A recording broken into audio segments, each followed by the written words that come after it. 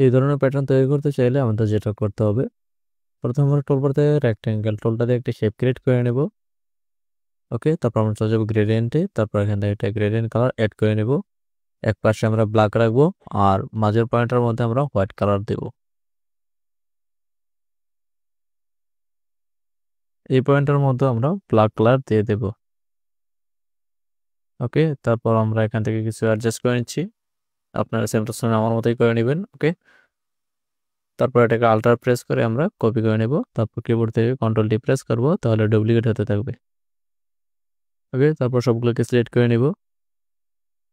তারপর এখান থেকে এটার স্ট্রোকটা রিমুভ করে দেব।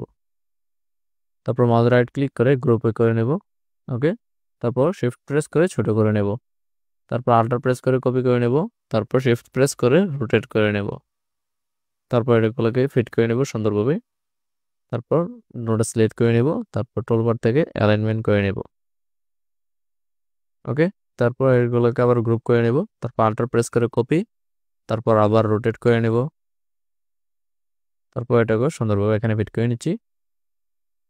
ওকে, তারপর দুটোটা সিলেক্ট করে নেব। তারপর মাউস রাইট ক্লিক করে গ্রুপ করে নেব। ওকে, তারপর এটাকে ছোট করে নিচ্ছি। তারপর এটা সিলেক্ট করে আমরা চলে যাব অবজেক্টে। এখানে আমরা চলে যাব প্যাটার্ন, তারপর আমরা চলে যাব মেকে। তারপর ওকেতে ক্লিক করে দেব। তারপর আমরা উপর থেকে ডানে ক্লিক করে দেব।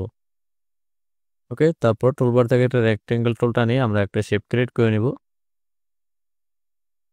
তারপর আমরা চলে যাব সোয়াচে। এখান থেকে আমাদের প্যাটার্নটা সিলেক্ট করে নেব, তাহলেই হয়ে যাবে।